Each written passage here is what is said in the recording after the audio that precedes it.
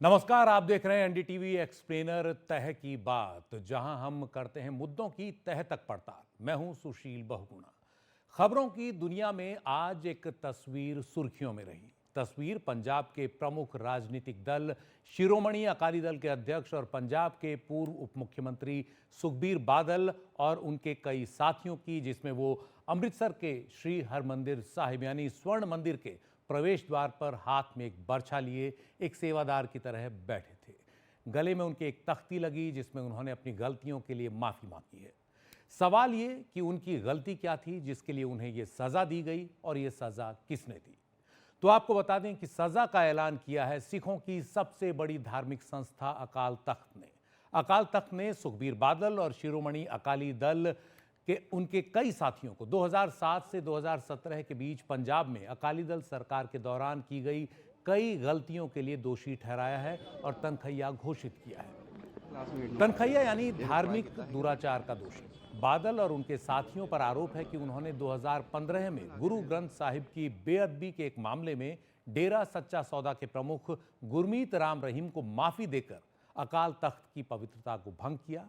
यह भी आरोप है कि गुरु ग्रंथ साहिब की बेअदबी का विरोध करने वाले और न्याय की मांग कर रहे प्रदर्शनकारियों पर गोलियां चलाने वाले पुलिस अफसरों को उन्होंने तरक्की दी। इस सब के लिए उन्हें जो सजा दी गई उसके तहत उन्हें हरमंदिर साहिब में आने वाले श्रद्धालुओं के जूते साफ करने हैं, जूठे बर्तन धोने हैं, शौचालय साफ करने हैं और सेवादार की ड्यूटी करनी है।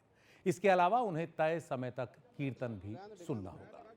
मंगलवार को ये सजा शुरू हुई। सुखबीर बादल को सजा के तौर पर सेवादार के नीले कपड़ों में स्वर्ण मंदिर के प्रवेश द्वार पर खड़ा होना था, लेकिन एक पैर में प्लास्टर होने की वजह से उन्हें व्हील चेयर पर बैठने की इजाजत मिल गई। उनके गले में सजा कबूल करने से जुड़ी तख्ती लगी हुई थी।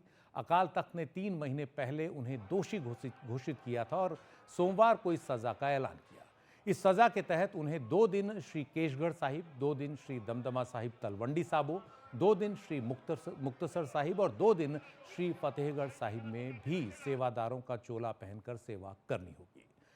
सुखबीर बादल के अलावा अकाली दल द्वारा घोषित किए गए अकाली नेता सुखदेव सिंह ढींढसा को भी उनके बुजुर्ग होने के चलते व्हील चेयर में बैठकर घंटे भर तक ये सेवा करनी पड़ी। पंजाब के पूर्व मंत्री बिक्रम सिंह मजीठिया ने जूठे बर्तन धोए। इसी तरह की सजा अकाली दल के नेताओं दलजीत सिंह चीमा, आदेश प्रताप सिंह कैरों, प्रेम सिंह चंदू माजरा और अन्य को भी दी गई।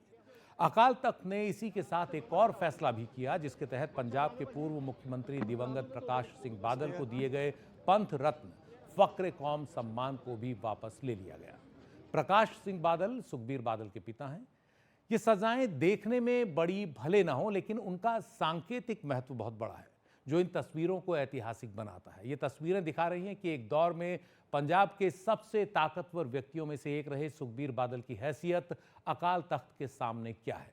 वो सुखबीर बादल जिन पर आरोप लगते रहे कि अपने दौर में उन्होंने अपने गुरूर का इस्तेमाल अकाल तख्त पर गैर वाजिब असर डालने के लिए भी किया।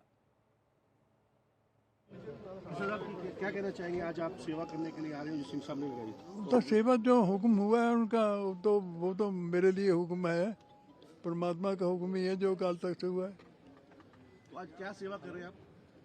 आज तो वही करेंगे, एक तो वहाँ पर रोकेंगे गेट पर और दूसरा फिर लंगर की सेवा करेंगे। जो जाने अनजाने गलतियां होती हैं, जब हम यहाँ ऐसे पवित्र स्थान पे आकर सेवा करते हैं तो वो गलतियों का एहसास भी होता है, उनको ठीक करने की हमें प्रेरणा भी मिलती है और हमें निम्रता और मिठास भी आता है सेवा करने का। क्योंकि राजनीति जो है सेवा ही आदर्श होता है राजनीति का। ये अलग बात है कि आज राजनीतिक लोगों ने राजनीति को व्यापार बना लिया, राजनीति को एक कारोबार बना लिया, मगर सही मायने में राजनीति जो है सेवा का नाम है। जिन लोगों ने सेवा करके पिछले समय में लीडरशिप पाई थी, लोग उनको परमात्मा के बाद लोग उनका सत्कार करते थे, क्योंकि वो संघर्षों में आए थे, जो जेल काटी किसी ने कंट्रीब्यूट किया। तो आज मैं समझता हूँ कि ज़रूरत है सेवा करने वाले लोग आगे आएंगे, उससे अकाली दल और मजबूत होगा। इन सजाओं का संदेश साफ है, कोई व्यक्ति कितना भी ताकतवर क्यों न रहा हो, उसे दैवीय न्याय के आगे झुकना ही होगा। गुरु ग्रंथ की बेअदबी से नाराज सिखों के लिए यह तस्वीर न्याय की उनकी मांग को पूरा करती भी दिख रही है। अकाल तख्त ने सिर्फ यही सजा नहीं दी बल्कि अपने आदेश से 104 साल पुराने शिरोमणि अकाली दल के नेतृत्व को भी दुरुस्त करने के आदेश दे दिए।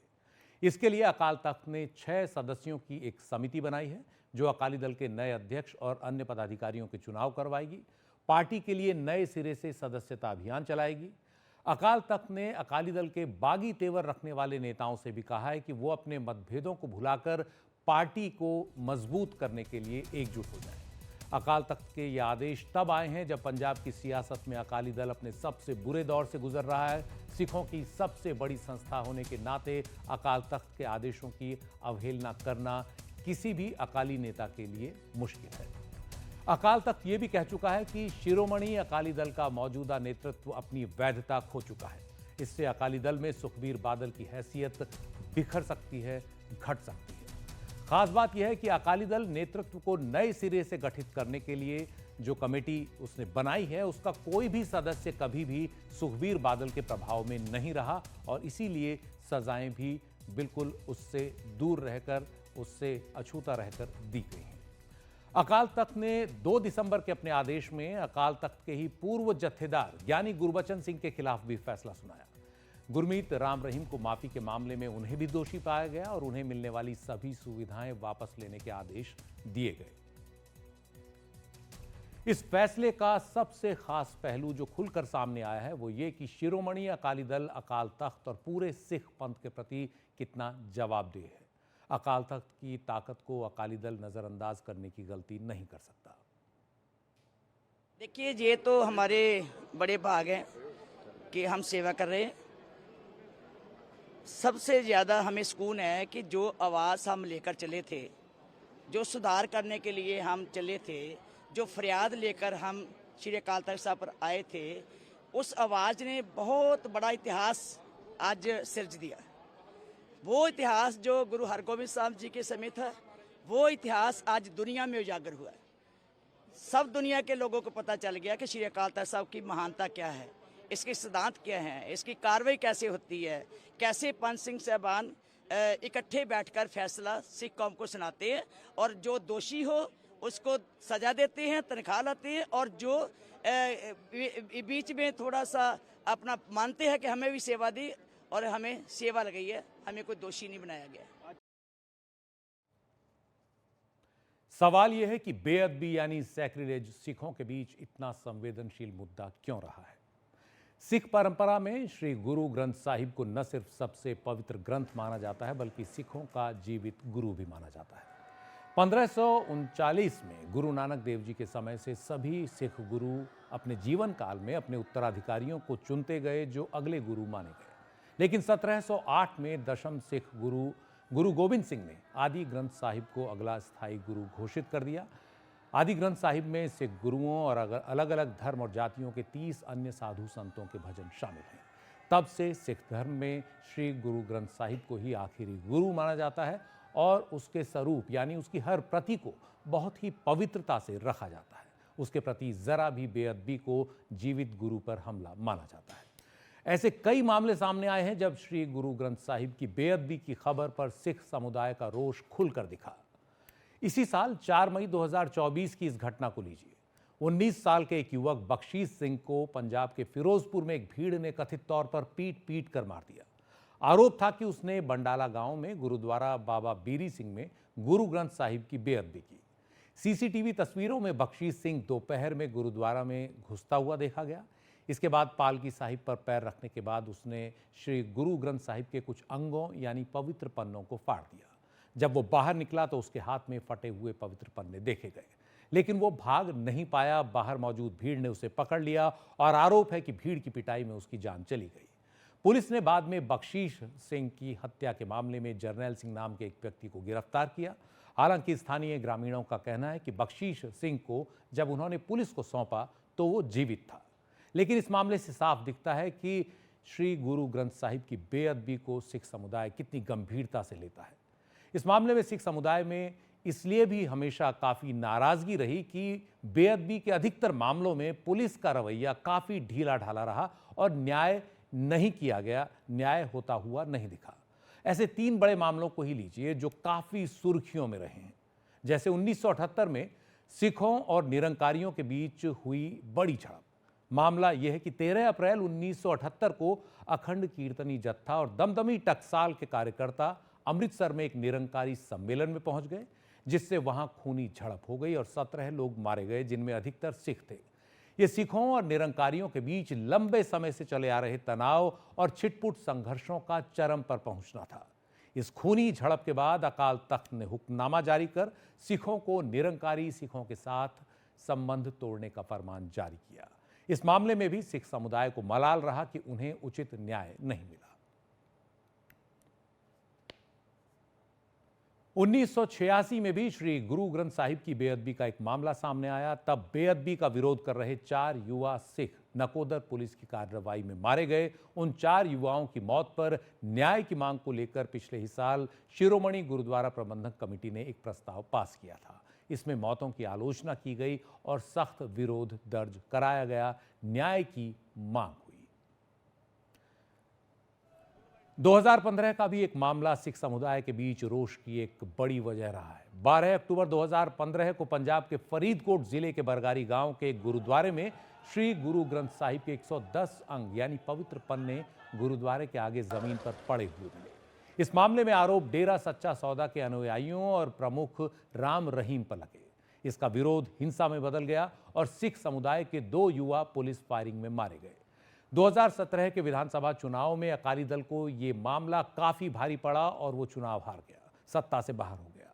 इस मामले में आरोप लगा कि डेरा सच्चा सौदा के प्रमुख गुरमीत राम रहीम और उनके अनुयायियों को खुश करने के लिए अकाली दल सरकार ने बेअदबी के मामलों की ठीक से जांच नहीं की और वो रिहा हो गए। तब प्रकाश सिंह बादल के नेतृत्व में अकाली दल सरकार पर आरोप लगा कि वो दोषियों को पकड़ पाने में नाकाम रही। सुखबीर बादल तब उप मुख्यमंत्री थे। 2019 में यह मामला सीबीआई को सौंपा गया, जिसने इसमें क्लोजर रिपोर्ट दाखिल कर दी। इस मामले में सुखबीर बादल ने अपने और अपने पिता की ओर से सिर झुकाकर माफी मांगी है।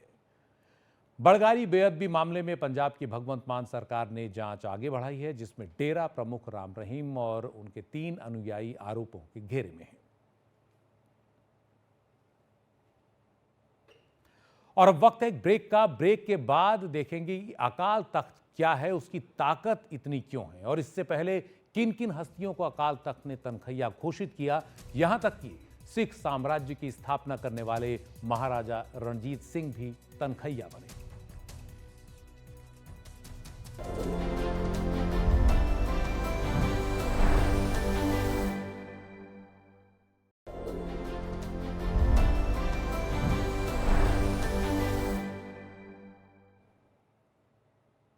आप देख रहे हैं एनडीटीवी एक्सप्लेनर तह की बात। पंजाब के पूर्व उप मुख्यमंत्री सुखबीर सिंह बादल और अकाली दल के कई अन्य नेताओं को अकाल तख्त ने तनखैया घोषित किया है और वो उसकी सजा भी भुगत रहे हैं। सवाल यह है कि अकाल तख्त क्या है और इतना ताकतवर क्यों है। अकाल तख्त सिख समुदाय की सबसे बड़ी धार्मिक राजनीतिक संस्था है। अकाल का अर्थ है टाइमलेस यानी समय से परे, जो भगवान को भी कहा जाता है, और तख्त का अर्थ है थ्रोन यानी सिंहासन। तो अकाल तख्त यानी भगवान का सिंहासन। अकाल तख्त की स्थापना सिख गुरु हरगोबिंद ने 15 जून 1606 को 17वीं शताब्दी के बादशाहों के अत्याचार के विरोध के तौर पर की थी। गुरु हरगोबिंद के पिता गुरु अर्जन देव की मुगल शासकों ने हत्या कर दी थी। इसके बाद स्थापित अकाल तख्त का मकसद सिख समुदाय की आध्यात्मिक और लौकिक चिंताओं का समाधान करना रहा। सिख समुदाय की लगातार अटूट श्रद्धा अकाल तख्त की ताकत की बुनियाद है। अकाल तख्त की अदालत में सुखबीर बादल तो नए दोषी हैं, उससे पहले भी कई बड़ी बड़ी हस्तियों को अलग अलग मामलों में तनखैया घोषित किया जा चुका है और उन्होंने सिर झुकाकर ये सजा पूरी की है। इनमें खुद अकाल तख्त के कई पूर्व जत्थेदार, ऐतिहासिक गुरुद्वारों का रखरखाव करने वाली शिरोमणि गुरुद्वारा प्रबंधक कमेटी के लोग, महाराजाओं से लेकर तमाम नेता तक शामिल हैं।